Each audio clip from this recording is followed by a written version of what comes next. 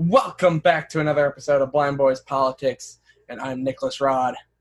And I'm Chris Baker. And guys, we've made it. We're at the last one. The last failed election. Dun, dun, dun. I never thought today would come. Yeah, no, neither did I. But Nick, who is the last person we're talking about? Well, you see, who we're talking about today is Bernie Sanders. Mr. Sanders dropped out April 8th, 2020. He is 78 years old. He ended his second bid for the Democratic nomination in April 2020 after a series of losses to Mr. Biden. And we shall go into his policies now. He had 14 policies, but the first one is Medicare for All. Superheaded a sweeping Medicare for All plan introduced in 2017, and he's going to stick to that Medicare for All. Fun. 2, I can't believe this is happening to me again. It's the last episode, and I can't escape it. The Green New Deal. Co-sponsor and has spoken consistently about the severity of climate change. Oh, can't escape it. I just can't. And we all know about Nick's deal with the Green New Deal, so let's keep right on moving into our third policy, and that is reproductive health care. His plan aims to codify Roe v. Wade, make birth control available over the counter, and ban abstinence-only sex education. He also wants to fully fund Planned Parenthood and Title X and appoint federal judge who align with Roe v. Wade. Moving right along, we switch over to taxes. Supports raising taxes on the wealthiest Americans. Proposed hiking estate taxes for millionaires and billionaires, including a top rate of 77% for estates over $1 billion. His fifth policy was for minimum wage. He co-sponsored a bill in April 2017 that would raise the federal minimum wage to $15 in September 2018. He reduced the stop-banned employers by zeroing out Subsidies Act to tax companies for public benefits their workers accessed. Moving on to voting rights. Said felons should be allowed to vote from prison. That's an interesting one. I haven't heard anything about that one before. Have you? No, I don't think that's one I've heard. I think I heard it in passing, from him, but from anyone else, no. Out of the 17 candidates that we have done, that's the first I've heard. Yeah, same. His next policy was for college tuition, plans to eliminate all $1.6 trillion of student debt and pay for it by raising taxes on Wall Street public universities, community colleges, and trade schools would become tuition free. Enjoy your taxes raising, people. Oh, yes. Of course, he does say it'll be on the wealthiest, quote unquote, but we don't know. We don't know that. Chances are it would raise on everyone. Especially the middle class. It seems like they get hit the hardest. Oh my God, I know. Moving on into marijuana,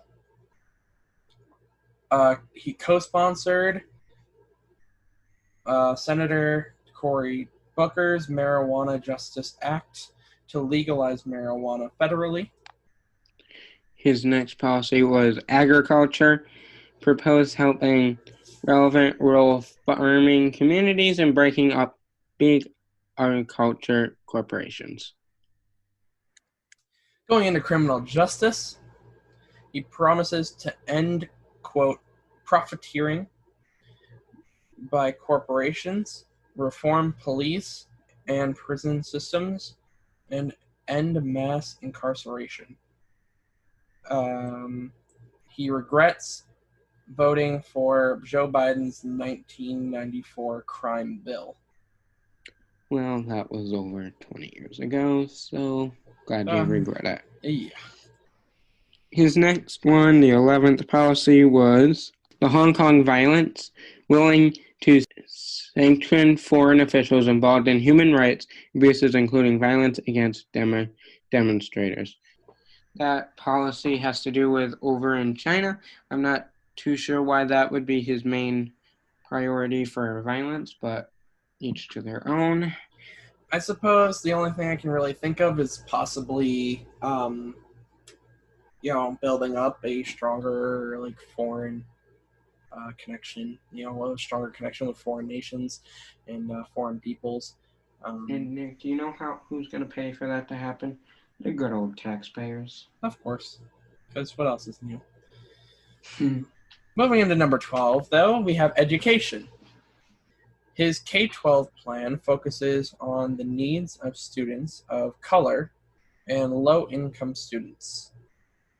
Not exactly entirely sure what his actual plan is. We would find out once he became president, right, Nick? Absolutely, but, well, you see, that's never going to happen. At least not in 2020. Nope. His next policy, number 13, labor. He wants to overhaul labor laws and increase union membership and rights.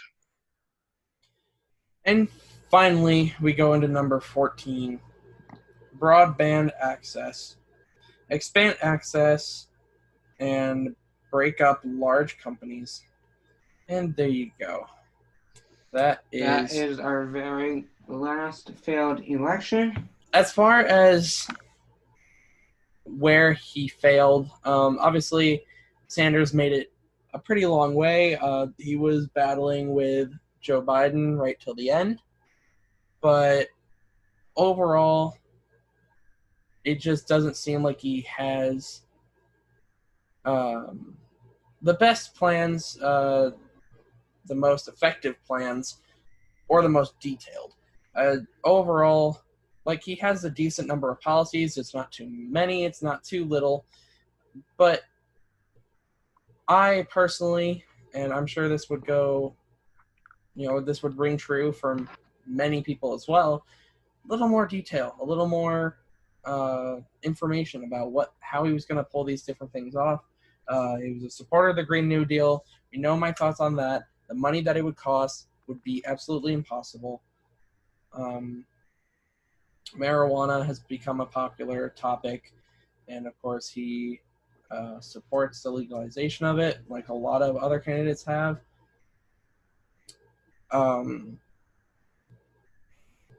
Here's the crazy one that I wanted to get back to, and that's in college tuition. His goal to eliminate $1.6 trillion in student debt, to just straight up eliminate it, there's no way.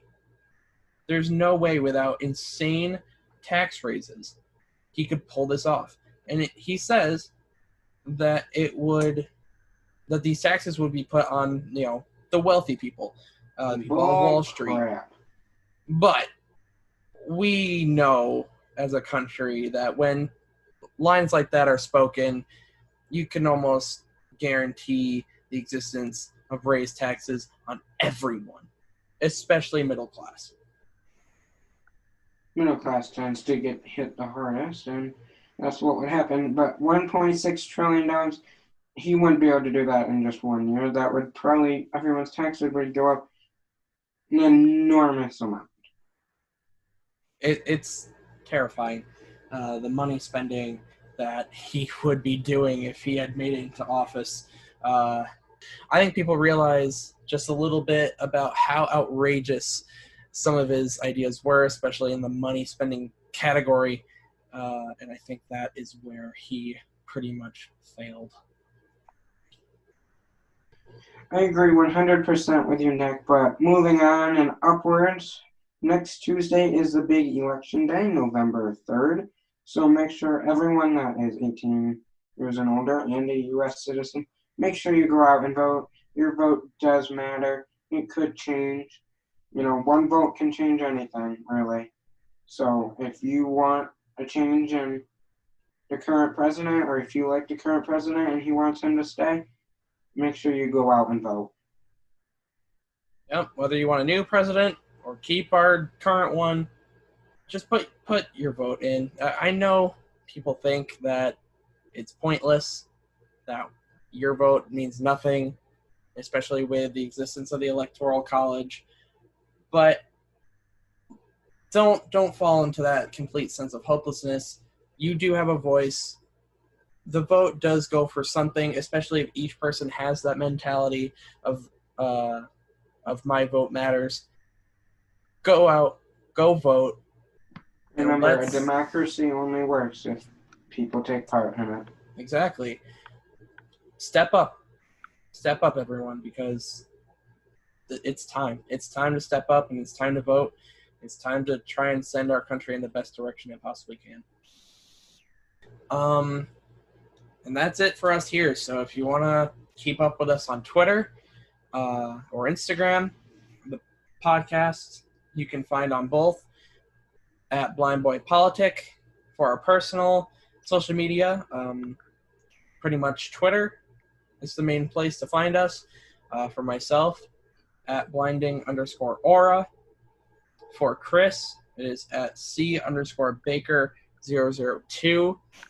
Make sure to stay up to date on Friday morning releases of this podcast as well, where we talk about the main news and current events and anything else going on in the world at the time.